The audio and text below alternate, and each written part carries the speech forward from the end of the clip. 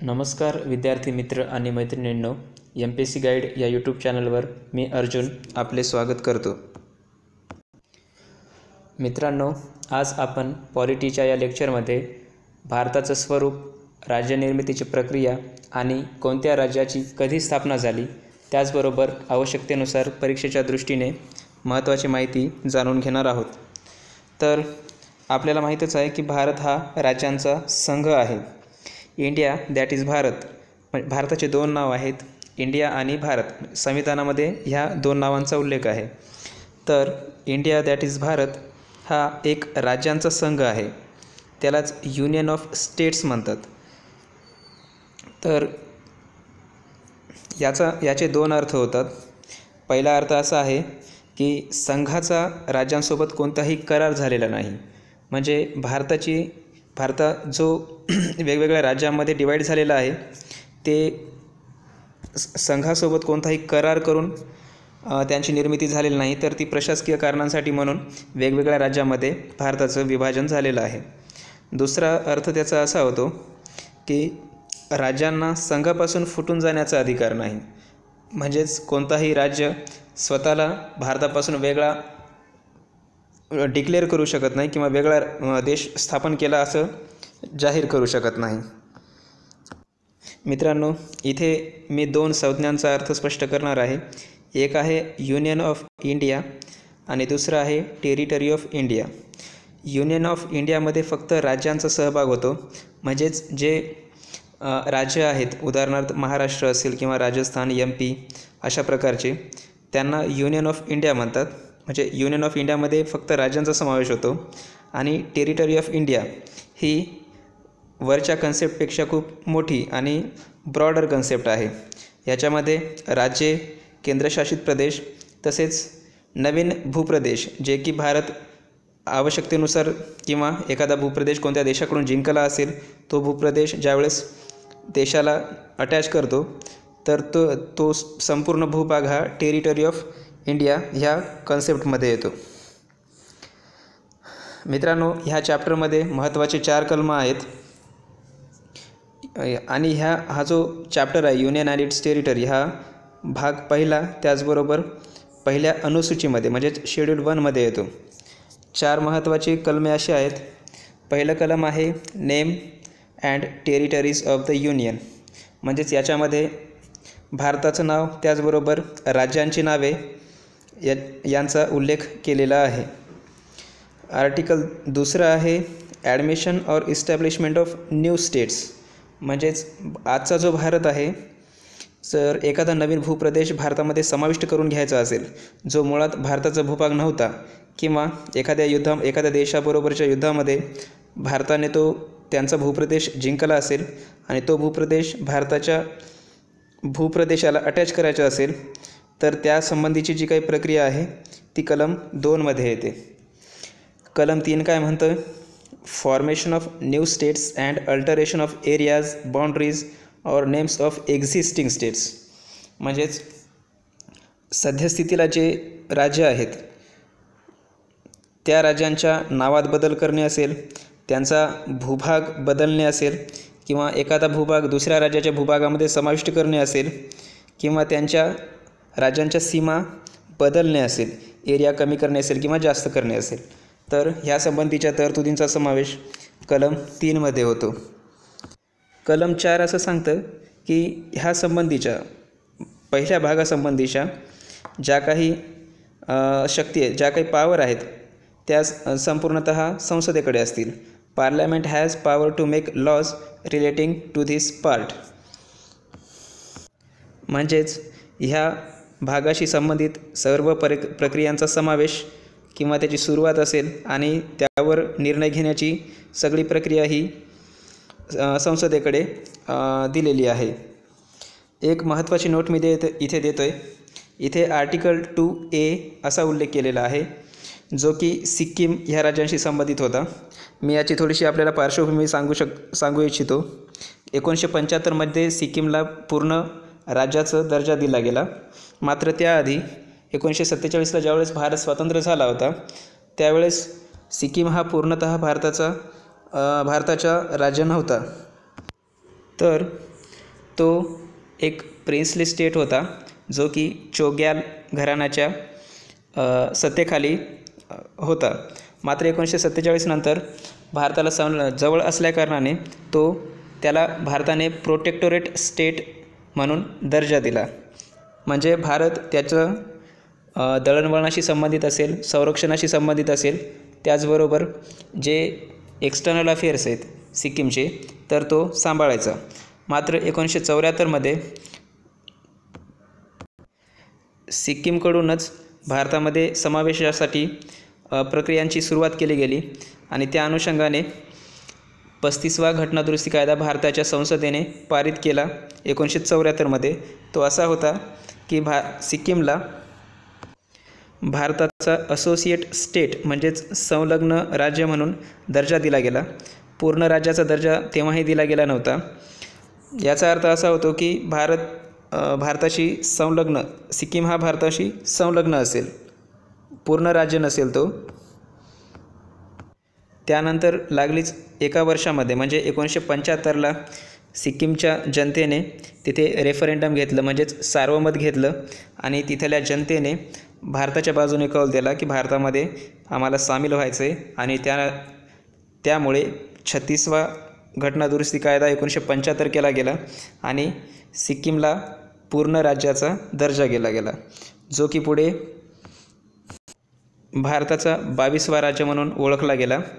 तर ह्याविषयी आणखी एक माहिती मी सांगू इच्छितो की जो 35वा घटनादुरुस्ती कायदा 1974 होता, त्या अंतर्गत संविधानामध्ये कलम 2A तर ॲड केलं गेलंच, पण अनुसूची 10 देखील ॲड केली गेली होती.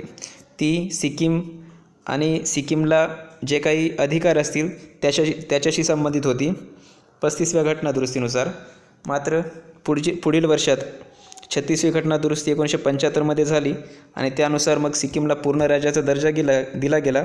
त्याचबरोबर आर्टिकल 2A हेही हटवलं गेलं आणि शेड्यूल 10 हे पण हटवलं गेलं.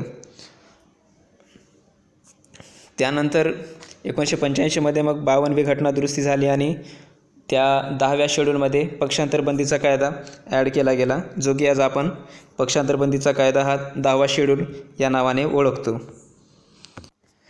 मित्रांनो, परीक्षेच्या दृष्टिकोनातून हे कलम क्रमांक आणि ह्या कलमामध्ये कोणते प्रोव्हिजन्स आहेत ते महत्त्वाचे आहेत. कलम 2 आणि कलम 3 कन्फ्युजन होऊ शकतं की न्यू स्टेट्स भारतामध्ये इन्क्लूड करणं आणि जे एक्झिस्टिंग स्टेट्स आहे ह्या दरम्यान कन्फ्युजन होऊ शकतं. तर प्रिफरन्स आधी नवीन भूप्रदेश भारतामध्ये जोडण्याला दिलेला आहे, जो की कलम 2 अंतर्गत येतो. आणि कलम 3 अंतर्गत जे भारताचे आधीच राज्य आहेत त्यांच्यामध्ये फेरफार जर करायचा असेल तर ते कलम 3 अंतर्गत येतं. मित्रांनो, कलम 3 विषयी आपण अधिक माहिती जाणून घेऊया, ज्याच्यावर बऱ्याच वेळेस MPSCनं प्रश्न विचारलेले आहेत आणि पुढेही प्रश्न विचारले जाऊ शकतात. मित्रांनो, आपण नुकतंच पाहिलं की ह्या भागाविषयी, या युनियन अँड इट्स टेरिटरी ह्या पूर्ण भागाविषयी कायदे करण्याचा सर्वस्वी अधिकार हा पार्लमेंटला आहे. कलम 3 हे पार्लमेंटला कोणते अधिकार देतं ते बघूया. 4 प्रकारचे अधिकार इथे पार्लमेंटला बहाल केले गेलेले आहेत. ते असे: form a new state from existing state, म्हणजेच आधीच जे राज्य आहेत त्यांच्यामधून एखादा नवीन राज्य निर्माण करणे. दुसरं आहे increase the area of any state, म्हणजे एखाद्या राज्याचा भूप्रदेश वाढवणे. Diminish the area of any state, एखाद्या राज्याचा भूक्षेत्र कमी करणे. आणि चौथं आहे alter the name of any state, म्हणजे एखाद्या राज्याचा नावामध्ये बदल जरी करायचा असेल तर ते कलम 3 अंतर्गत येतं. तर ह्या कलम 3 अंतर्गत ही वरची जी प्रोसिजर आहे ती करण्यासाठी काही महत्त्वाच्या अटी आहेत. पहिली अट अशी आहे की राष्ट्रपतीची पूर्वसंमती ही बंधनकारक आहे. म्हणजे ह्या संबंधीचं विधेयक मांडायचं असेल, जे की एखाद्या राज्याच्या नावामध्ये बदल करणे असेल किंवा एरिया कमी करणे किंवा जास्त करणे असेल किंवा नवीन राज्य निर्माण करायचं असेल आधीच्याच राज्यांमधून, तर त्यासाठी राष्ट्रपतीची पूर्वसंमती बंधनकारक आहे. त्याचबरोबर राष्ट्रपतींना संबंधित राज्याचं मत जाणून घ्यावं लागेल.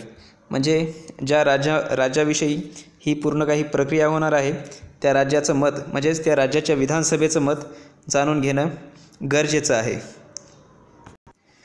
इथे महत्त्वाची गोष्ट अशी आहे की जरी राष्ट्रपती संबंधित राज्याचं मत मागवत असेल तरी राज्यानं जे काही मत देईल ते राष्ट्रपतीनं स्वीकारलंच पाहिजे असंही नाही आहे. म्हणजे राज्यानं दिलेलं मत हे राष्ट्रपतीवर बंधनकारक नाही आहे. मित्रांनो, इथे मी भारत आणि अमेरिका ह्यांच्या संघराज्य पद्धतीमधला एक महत्त्वाचा फरक दिलेला आहे. तर भारताचं स्ट्रक्चर असं आहे की भारत हा indestructible union of destructible states आहे. म्हणजेच भारताच्या राज्यामध्ये बदल होऊ शकतात, म्हणजे राज्यांची नावं बदलू शकतात किंवा राज्यांचा एरिया कमी जास्त होऊ शकतो, पण ते युनियनमधून फुटून जाऊ शकत नाहीत. म्हणजे युनियन हा डिस्ट्रक्टिबल आहे, म्हणजे तो तुटू शकत नाही आणि राज्य हे तुटू शकतात. राज्यांचा परमनंट असा एक्झिस्टन्स संविधानामध्ये दिलेला नाही आहे. USA तसं नाही. USA थोडंसं वेगळं आहे. त्यांचे राज्यही फुटू शकत नाहीत, त्याचबरोबर राज्यामध्ये किंवा राज्यांच्या एरियामध्येही बदल होऊ शकत नाहीत. म्हणजेच USA हा indestructible union of indestructible states आहे. कलम 4 असं सांगतं की ह्या भागासंबंधी कायदे करण्याचे अधिकार हे संसदेकडे आहेत.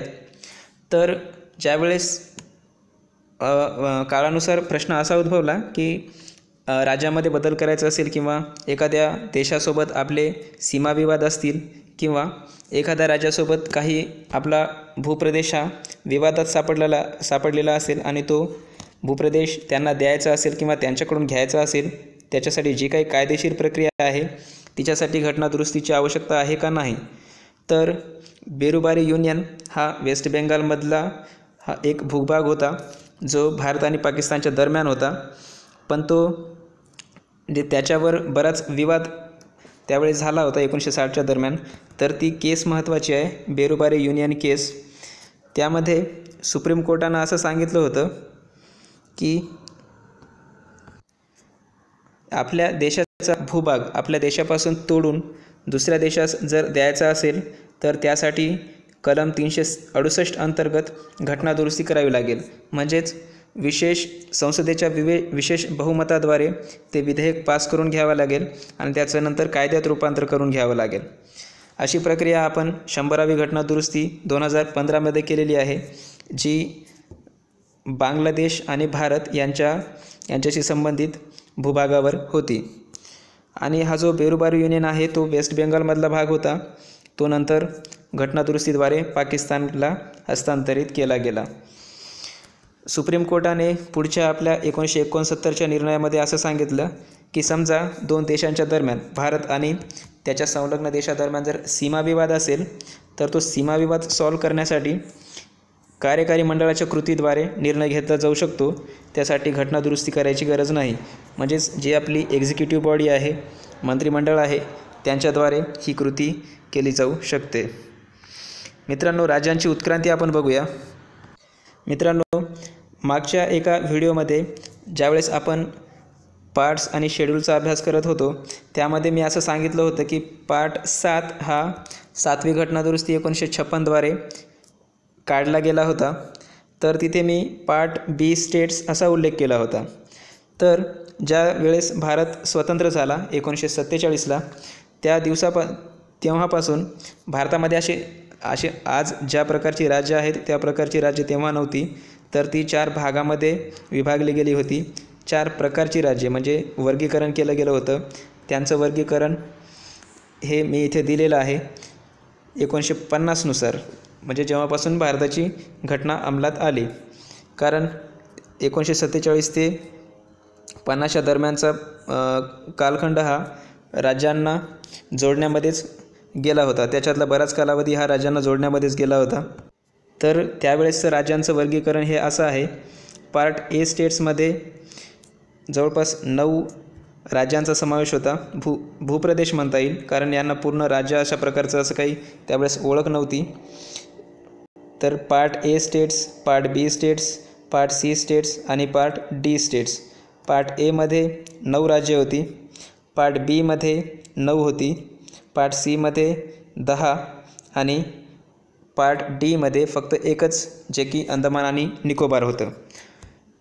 मित्रांनो, भारत स्वतंत्र झाला 1947ला, पण त्यापूर्वीच वेगवेगळ्या प्रांतांनी आम्हाला स्वतंत्र असा आमचा प्रांत पाहिजे किंवा स्वतंत्र असं आमचं राज्य पाहिजे ह्याची मागणी आधीपासूनच स्वातंत्र्यपूर्वीपासूनच सुरू होती, जी की स्वातंत्र्य मिळाल्यानंतर अधिकाधिक प्रकट होत गेली. तर ह्यांच्यावर म्हणजे नेमकं करायला काय पाहिजे ह्याविषयी शिफारसी जाणून घेण्यासाठी तत्कालीन सरकारने काही महत्त्वाचे आयोग आणि समित्या गठीत केल्या होत्या.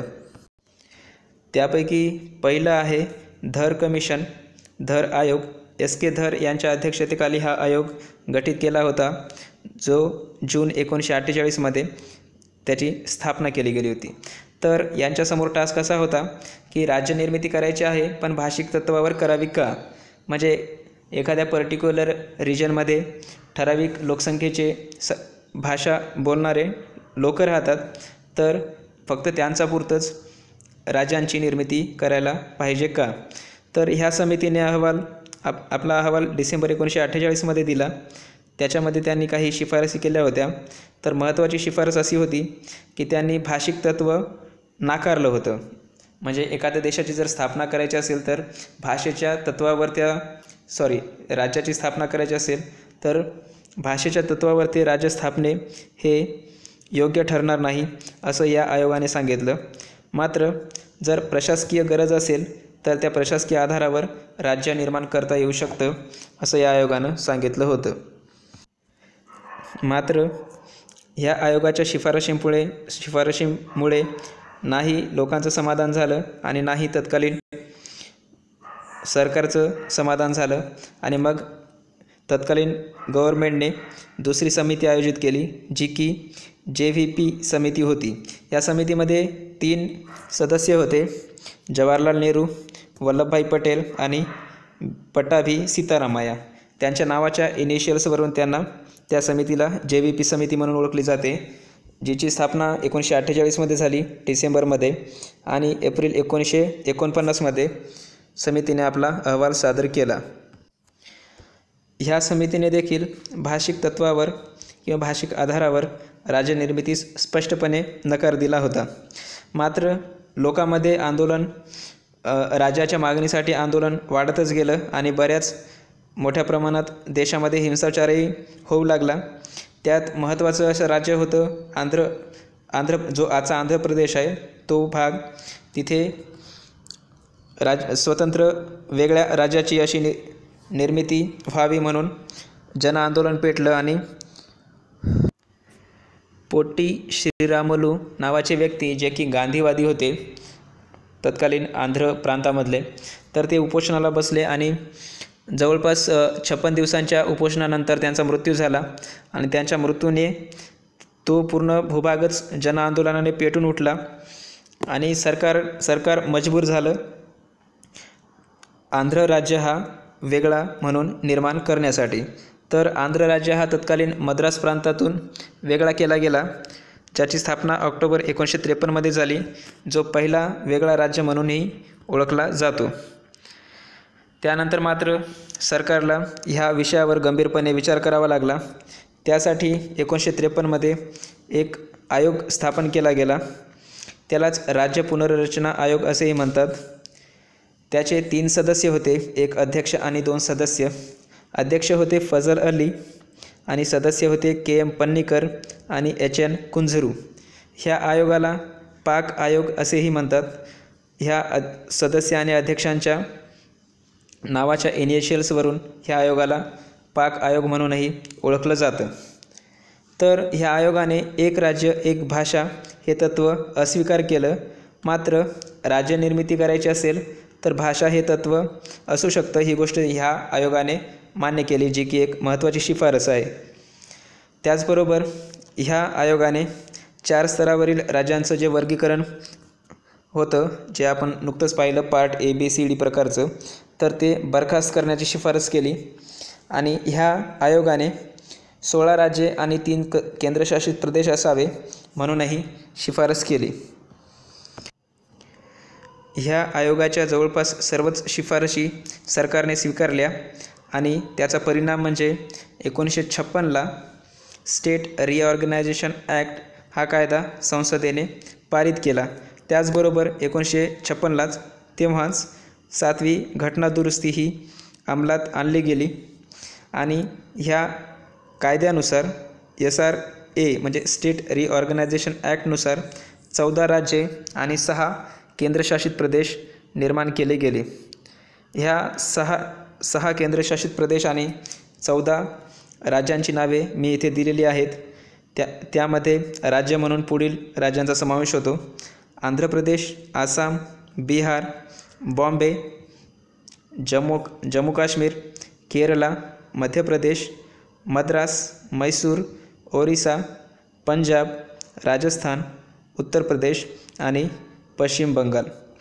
तत्कालीन युनियन टेरिटरीज कोणत्या होत्या? अंदमान आणि निकोबार, दिल्ली, हिमाचल प्रदेश, लक्षद्वीप, मिनिकॉय आणि अंबनदिवी हे पूर्ण एक, जे की सध्या म्हणजे आजच्या डेटला लक्षद्वीप म्हणून ओळखलं जातं, मणिपूर आणि त्रिपुरा. ह्याच्यामधल्या 3 युनियन टेरिटरीज आताही आहेत आणि ह्यांच्यातीलच 3 सध्या राज्य आहेत. 3 युनियन टेरिटरीज हे सध्या राज्य आहेत, जे की हिमाचल प्रदेश, मणिपूर आणि त्रिपुरा. सध्या यांना पूर्ण राज्याचा दर्जा आहे. तर लक्षात असं ठेवता येईल की HMT नावाची घड्याळ आधी वापरायचे लोक, जी जुनी ब्रँड आहे, तर तिच्या नावावरून आपण ही युनियन टेरिटरीज होती पण सध्या राज्य आहेत असं लक्षात ठेवू शकतो. तर काळानुरूप वेळोवेळी बदल होत गेले आणि सरकारला किंवा संसदेला नवीन राज्यांची निर्मिती करावी लागली. आपल्याला माहीतच आहे की आपण नुकतंच पाहिलं की जे SRC ॲक्ट आहे त्याच्यानुसार 14 राज्ये आणि 6 केंद्रशासित प्रदेश निर्माण केले गेले 1956मध्ये. पण अशाच प्रकारची मागणी पुढे महाराष्ट्र आणि गुजरात यांच्या दरम्यान होत गेली. आंदोलने झाली, हिंसाचार झाला, काही लोकांचा बळीही गेला. तर 1960मध्ये नंतर महाराष्ट्रातून गुजरात वेगळं झालं. गुजरात हा 15वं राज्य म्हणून ओळखलं जातं. इथे मी राज्यांचा क्रमांक, तो कोणत्या वर्षी स्थापन झाला आणि त्या राज्याचं नाव यांचा तक्ता दिलेला आहे, ते तुम्ही इथे पाहू शकता. 16वं राज्य म्हणून नागालँडची निर्मिती केली गेली. 17वं राज्य हे हरियाणा, जे की पंजाबमधून वेगळं केलं गेलं 1966मध्ये. 18वं राज्य हे 1971ला निर्माण केलं गेलं, जे की हिमाचल प्रदेश होतं. लक्षात ह्याला असंही ठेवता येईल की 1971ला लोकसभेची इलेक्शन झाली होती. 5व्या लोकसभेसाठी इलेक्शन चालू होत्या आणि तत्कालीन काँग्रेस, त्यातल्या त्यात इंदिरा गांधी यांनी गरिबी हटावचा नारा दिला होता. तर यावरून गरिबी हटाव हिमाचल बचाव अशा प्रकारची ट्रिक आपण लक्षात ठेवू शकतो. 19व्या क्रमांकाचं राज्य होतं मणिपूर, जे की 1972ला स्थापन झालं. 1972ला 3 राज्यांची एकदाच निर्मिती झाली होती. त्यामध्ये मणिपूर, त्रिपुरा आणि मेघालय यांचा अनुक्रमे क्रमांक लावतो. ह्या तिघांना अनुक्रमानुसार लक्षात ठेवायचं असेल, कारण ह्यांचा क्रमही महत्त्वाचा आहे. त्यामध्ये मणिपूर आधी स्थापना झाली, त्यानंतर त्रिपुरा, त्यानंतर मेघालय यांची स्थापना. तर मातरम, जसं आपण वंदे मातरम म्हणतो, तर मातरम म्हणून आपण ही छोटीशी ट्रिक लक्षात ठेवू शकतो. 21वं राज्य मेघालय स्थापन झालं. 22वं राज्य 1975ला सिक्कीम. ह्याविषयी आपण ह्याआधीच जाणून घेतलेलं आहे. त्यापुढील राज्य आहेत 23वं राज्य मिझोराम, 24वं अरुणाचल आणि 25वं गोवा. 1987मध्ये म्हणजे एकाच वर्षी ह्या तिन्ही राज्यांची स्थापना झाली, म्हणजे ह्यांना पूर्ण राज्याचा दर्जा दिला गेला. तर माग म्हणून आपण याला लक्षात ठेवू शकतो. राजीव गांधीचा काळ होता आणि राजीव गांधीकडून काहीतरी मागा म्हणून अशा प्रकारे आपण लक्षात ठेवू शकतो. 2000ला 3 राज्यांची निर्मिती केली गेली. CUJ नावाची ही 3 राज्य आहेत. ती आहेत छत्तीसगड, उत्तराखंड आणि झारखंड. यांचाही क्रम महत्त्वाचा आहे, कारण हे अलीकडेच निर्माण झालेले राज्य आहेत. आणि सर्वात लेटेस्ट हा पूर्ण राज्य निर्माण झालेला राज्य म्हणजे तेलंगणा, जो की आंध्र प्रदेशमधून निर्माण झाला होता 2014मध्ये.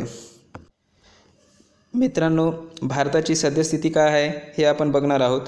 नोव्हेंबर 2020नुसार मी इथे एकूण राज्य आणि केंद्रशासित प्रदेश यांच्याविषयी माहिती दिलेली आहे. तर सध्या एकूण 28 राज्य आहेत आणि 8 केंद्रशासित प्रदेश आहेत. आपल्याला वाटेल की आपण इथे तर 29 राज्य मोजली, मात्र नुकतेच 2019मध्ये जम्मू काश्मीरचा राज्याचा दर्जा काढला गेला आणि त्यामधून 2 केंद्रशासित प्रदेश निर्माण केले. त्यामुळे इथे एकूण राज्ये 28 आहेत आणि केंद्रशासित प्रदेश 8 होतात. तर केंद्रशासित प्रदेशांची मी इथे लिस्ट दिलेली आहे, कारण राज्यांची लिस्ट आपण नुकतीच पाहिली. त्यामध्ये अंदमान आणि निकोबार, चंदीगड, दिल्ली, लक्षद्वीप, पुदुच्चेरी, जम्मू आणि काश्मीर, लडाख आणि 8वं आहे दमण दीव आणि दादरा नगर हवेली. हे पूर्णतः एकच युनियन टेरिटरी म्हणून सध्या ओळखलं जाते. जानेवारी 2020मध्ये आधी हे दोन्ही वेगळे होते, पण जानेवारी 2020मध्ये ह्या दोघांना एकत्र केलं गेलं, या दोघांचं मर्ज केलं गेलं. नावांत बदल झालेल्या राज्य किंवा केंद्रशासित प्रदेशांवरही परीक्षेमध्ये प्रश्न विचारला जाऊ शकतो की कोणत्या वर्षी झाला किंवा कोणत्या राज्याचं नाव आधी काय होतं आणि सध्याच्याला काय आहे. तर ही प्रक्रिया खूप आधीपासून चालू होती. 1950मध्ये युनायटेड प्रोव्हिन्स म्हणजेच संयुक्त प्रांताला उत्तर प्रदेश म्हणून नाव दिलं गेलं. 1969मध्ये जो मद्रास नावाचं राज्य होतं त्याला तमिळनाडू म्हणून नवीन नाव दिलं गेलं. 1969मध्ये तिथे नुकतंच नवीन सरकार स्थापन झालं होतं, जे की बिना काँग्रेसचं सरकार होतं आणि म्हणून त्यांनी स्वतःच्या राज्यांचं नाव बदलून घेतलं, मद्रासपासून तमिळनाडू. 1973मध्ये तत्कालीन म्हैसूर राज्याचं नाव बदलून कर्नाटक केलं गेलं. 1973मध्ये लक्षद्वीप, मिनिकॉय आणि अमनदीवी ह्या तिन्हींचं मिळून फक्त एकच नाव दिलं गेलं, लक्षद्वीप म्हणून, जे की केंद्रशासित प्रदेश आहे. 1992ला दिल्लीचं नाव बदलून दिल्ली NCR केलं गेलं. NCR म्हणजे नॅशनल कॅपिटल रिजन. 2006मध्ये उत्तरांचलचं नाव बदलून उत्तराखंड केलं गेलं. 2006मध्येच पाँडिचेरीचं नाव बदलून पुदुच्चेरी केलं गेलं आणि 2011मध्ये ओरिसाच्या नावात बदल केला गेला आणि त्याला ओडिशा म्हणून ओळखलं जातं. तर मित्रांनो, व्हिडिओची समाप्ती करण्याआधी मी आणखी थोडीशी माहिती सांगू इच्छितो. ती आहे पार्ट ABCD स्टेट्सविषयी. तर पार्ट A स्टेट्स कसे होते? पार्ट A स्टेट्स हे 9 राज्य होते ज्यांच्यावर गव्हर्नर अधिकार करायचा, जे ब्रिटिश भारताअंतर्गतच होते. उदाहरणार्थ मुंबई असेल, ज्याला बॉम्बे म्हणायचं, आसाम, बिहार, मद्रास, ओरिसा, पंजाब, युनायटेड प्रोव्हिन्स, बेंगाल ही ती प्रांते आहेत. पार्ट B मध्ये प्रिन्सली स्टेट्स होते, म्हणजेच तिथे परंपरेनुसार कोणता तरी राजा वगैरे तिथे कारभार पाहायचा, तर त्यांना पार्ट B ह्या स्टेट्समध्ये टाकलं गेलं होतं. तर इथेही 9 तत्कालीन प्रदेशांचा समावेश होतो. ती अशी आहेत: हैदराबाद, जम्मू काश्मीर, मध्य भारत, मैसूर, पटियाला अँड ईस्ट पंजाब, राजस्थान, सौराष्ट्र, त्रावणकोर, कोचीन आणि विंध्य प्रदेश. 7व्या घटना दुरुस्ती 1956नुसार हे पार्ट B स्टेट्सचं कॉलम नष्ट करण्यात आलं. ह्यामधील काही भूभागांना त्यांच्या जवळ असलेल्या राज्यामध्ये समावेश केला गेला आणि काहींचा स्वतंत्र राज्य म्हणून निर्मिती केली गेली, जसं की राजस्थान असेल किंवा मैसूर असेल. पार्ट C स्टेट्स हे तत्कालीन चीफ कमिशनर्स प्रोव्हिन्स म्हणून ओळखले जातात, जे की ब्रिटिश भारताअंतर्गतच होते आणि पूर्णपणे केंद्राच्या अखत्यारीत यायचे. आणि पार्ट D स्टेट्समध्ये फक्त अंदमान आणि निकोबारचा समावेश केला गेला होता, जे की भारतापासून बऱ्याच अंतरावर असल्याकारणाने त्याला एक सोलिटरी प्रकारचं त्याला एक ओळख दिली गेली होती. तर मित्रांनो, आज आपण भारताचं नेमकं स्ट्रक्चर कसं आहे, भारतामध्ये एकूण किती राज्य आहेत, किती केंद्रशासित प्रदेश आहेत, त्यांची राज्य म्हणून निर्मिती होण्याची प्रक्रिया यांचा आपण परीक्षेच्या दृष्टिकोनातून अभ्यास केला। तर मित्रांनो, तुम्हाला आमचा हा व्हिडिओ कसा वाटला हे आम्हाला कमेंट बॉक्समध्ये नक्की कळवा आणि त्याचबरोबर ह्या व्हिडिओला सबस्क्राईब करायला आणि आमच्या चॅनलला सबस्क्राईब करायला विसरू नका। धन्यवाद।